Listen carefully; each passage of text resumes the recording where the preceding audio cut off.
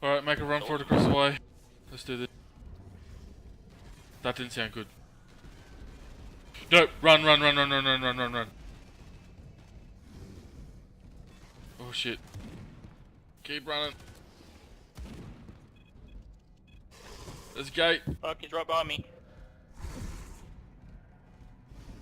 Go, go, go. Phew. Oh. That scared the shit out of me. Let's go. Quick, quick, quick, quick, quick. I don't think that thing's gonna hold.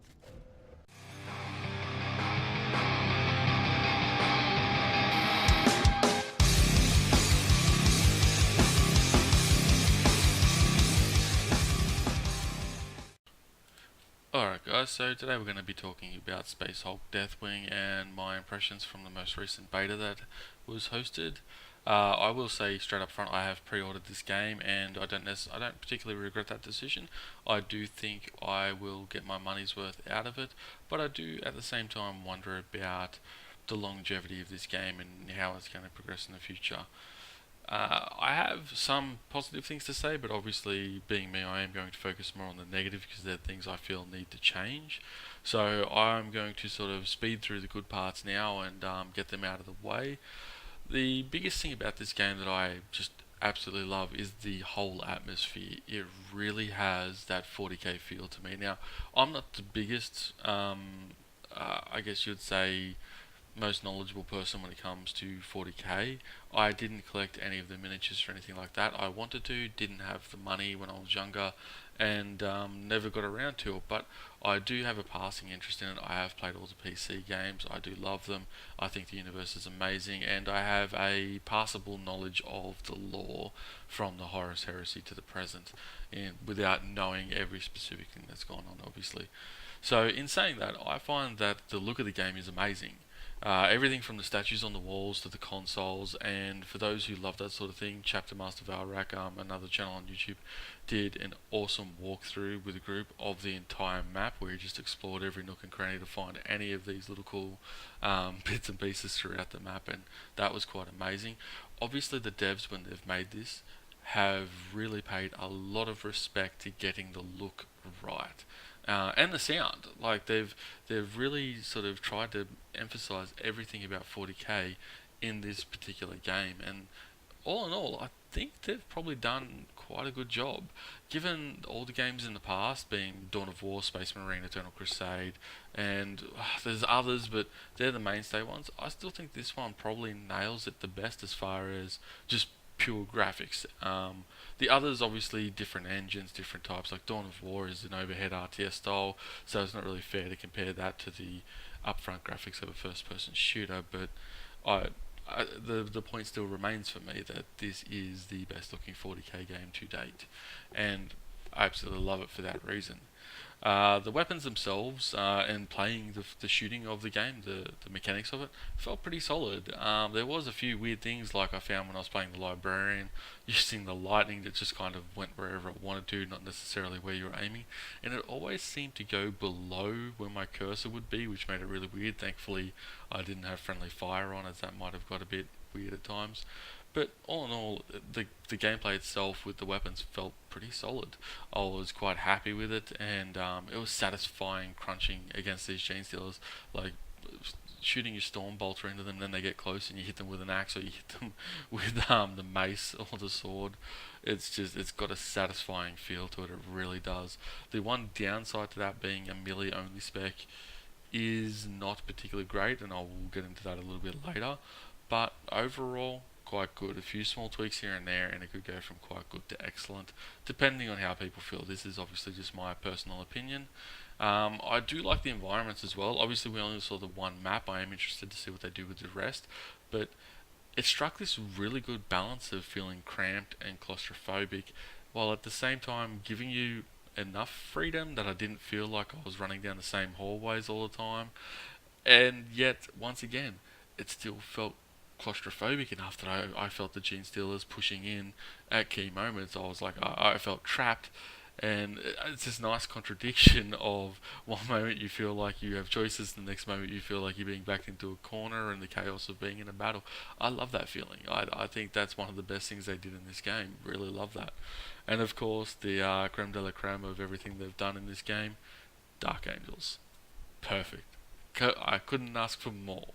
For all you haters out there, suck it. This is the this is my favourite Space Marine chapter, so that is what it is. Now, moving on to the bad, I'm going to talk about the technical and then get down to the opinionated side of things. We have, shall we say, long lead times to begin with. Now, I'm actually probably understating it there. The lead times weren't long so far as they were eternal. It would go for quite a long time, like stupid amounts of time, given the fact that I'm on a solid state and my hard drive shouldn't take that long to load. I might struggle with a lot of things as far as my graphical fidelity and what I can push my computer to do on the top end, but loading a game like this should not be one of the issues, especially when I was not playing anywhere near the highest settings. So a little bit disappointed by that, but once again, beta. I do think they will fix that given time. I'm not particularly worried about that one just yet. We also did have frequent drops. I found that I struggled massively in many games. The only stable game I had was the one that I played with my best friend who's locally, and granted, like it was over the internet, but we are in the same town, and that was the only one where I was able to get from start to finish without any major issues. So I guess it is possible. We'll just see how it plays out. I also did have an issue with finding a server, oh, not a server, but connecting to a host. Every single host, even if they were in Australia, was showing up. For the ping, the latency bar itself was a bar. It wasn't a number. It didn't tell you what your latency was. It was just this solid bar. You could hover over it and it would give you a number. At the best, I was averaging somewhere around the low 200s. At the worst, it was plus 5,000. Now, I actually have the best connection money can buy in a house in Australia, I believe. I have 100 megabits per second down, 20 megabits per second up. It doesn't hinder me doing anything to date, and yet for some reason I was experiencing huge latency in these servers. In saying that, once I got into a game, like I never actively tried to connect to someone with 5,000, but I did connect to a few people with the plus 200s, and I never really noticed the latency.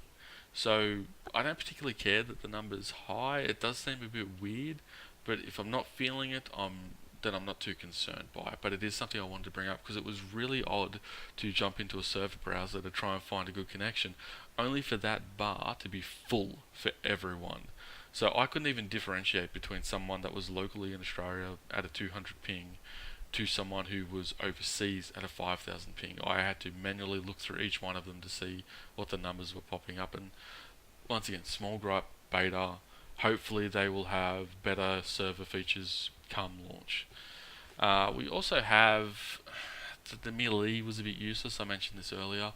It was a little bit on the, I'm not going to say useless side, but it just wasn't great compared to the guns. It wasn't great. I personally found that the Terminators felt a little bit squishy when you tried to play melee. Like I understand that Gene Stealers have razor sharp claws and that they can really jump into Terminators as well, but it's a matter of if you're going in on melee spec, especially Stormclaws, you're gonna need to be able to take a few hits, and I didn't particularly feel like you could. I just don't see it being particularly viable at the moment.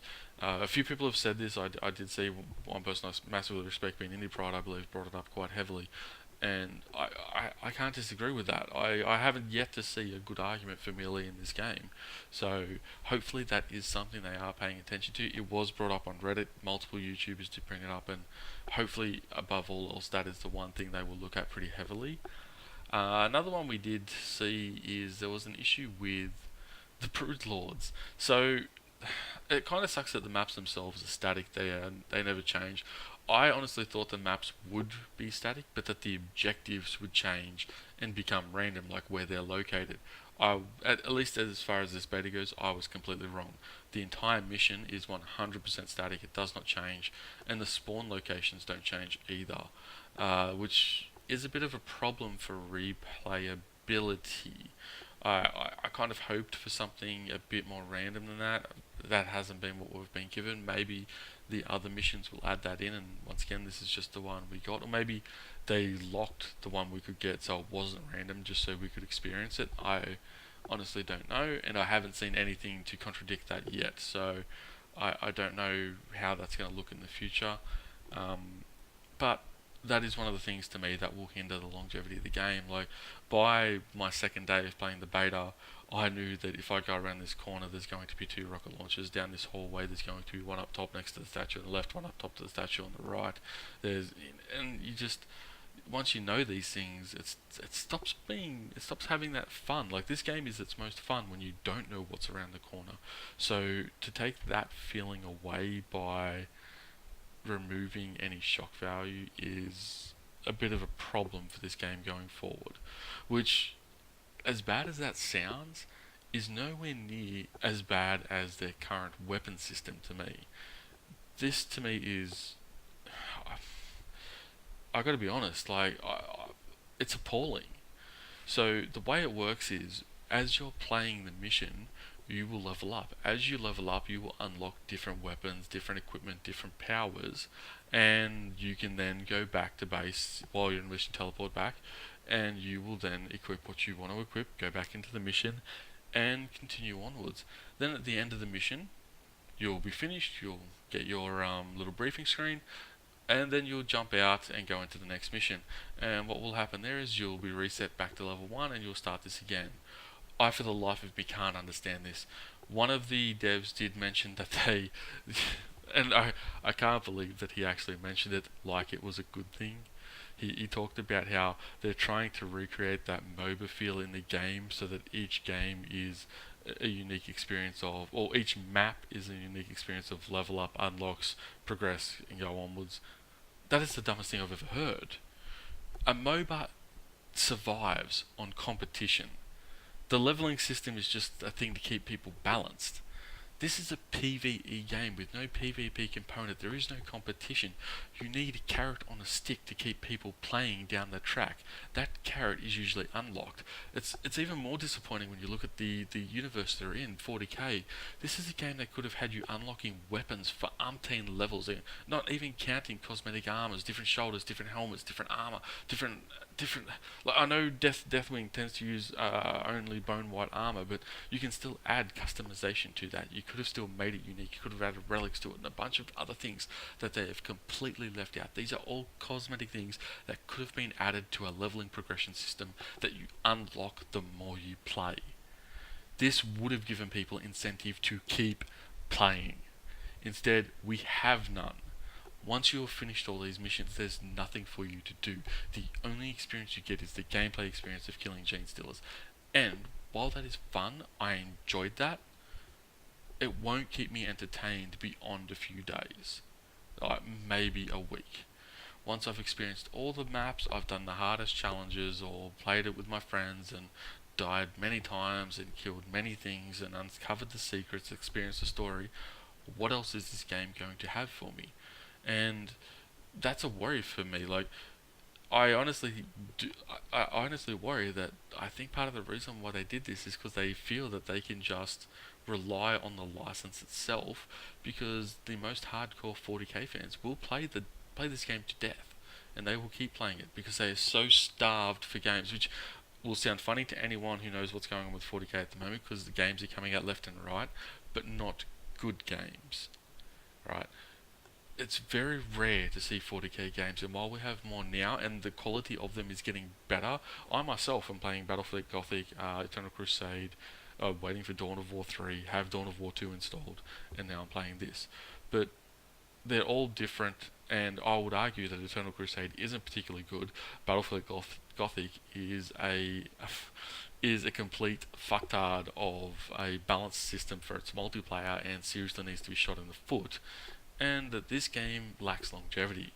So I am really worried. Like, if all they're trying to do is survive on the license, they might get there.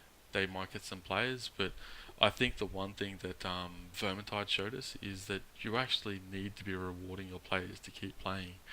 Like, Vermintide itself had an absolutely shocking loot system for progression. Like, you definitely needed to keep playing that game to unlock loot. The problem is, it didn't reward you at the end. It gave you complete RNG, where even if you played on the best map, did the most accomplished things, did everything perfect, you still could come out of the end with fucking nothing useful, especially not for a character you wanted. It had and it still has a horrendous loot system, and that game is not as popular as it should be, because that game is quite fun. So I'm very frustrated when I look at what they've done with this game and think, who the hell told you this was a good idea? This non-progression system. Whoever that is, you honestly need to consider whether or not they should be giving you advice for anything, because I can't see the benefit to it. If other people might disagree, and if you do, please tell me. Please tell me how you see the benefit to this system. If you see refreshing each map as somehow being a fresh new take on this genre, and this will somehow enhance your experience, and this will make you play it more, explain to me why. Because I can't answer that question. Other games, if you do it my way, and like, for example, Warframe, if you ask why do I keep playing, because I still have things to unlock. I have goals I have to meet with it. I have weapons I need to get. I have warframes I need to get. I have new things I'm going to farm, and I'm going to keep doing that until I get them. This game I won't have that. I won't have anything to do once I've finished the story. Once I've completed each map. This game then ends as far as new experiences go. That seems very strange to me. I have no idea where that came from. Now, I know I've ranted for a little bit there on that point, but that's honestly how passionately I believe about that. And part of the reason why I am so disappointed by this is because the game itself is really good. Like, for all those negatives, and granted, I spent more time talking about the negatives because that's what I want to do. I like talking about the bad things because they're the things that need to be improved. Because the good things are just great. This game still, as far its positives still outweigh its negatives for me. I do not regret the purchase so far. I don't think I will regret the purchase in the future. I will play it. I'll be happy with it, and there we go. That's me being a happy customer. But I don't just want this game to make me a happy customer. I want this game to succeed. I want this game to have a sequel and DLC, and I want to see more people playing it and getting interested in it. I want to see Warhammer 40k miniature sales go up because this game is so awesome. Like, these are the things I want, because it's important to me that this franchise grow. It is such a rich universe with so much potential for gaming that I would love to see it get tapped into more, and that will not happen if subpar games keep coming out. So hopefully it gets there. I honestly do like the product so far. I think the devs have a lot of the right ideas. I think I think if they listen, if they pay attention to their community, they will come out ahead. And look, it might take a patch or two, but I will give them a bit of time to get that out and see what happens. Either way, I will be streaming it day one, and we'll see what goes from there. And yeah, hope you found this informative. Please criticize me in the comments, throw insults my way and tell me why I'm wrong. I would love to hear it, because I do only have my opinion and one of my best friends who played it as well, and or obviously what I see on Reddit and YouTube. But would love to hear what you say. If you like the video, please hit the like, and if you want to see more, hit the subscribe. Thanks guys, have a good one.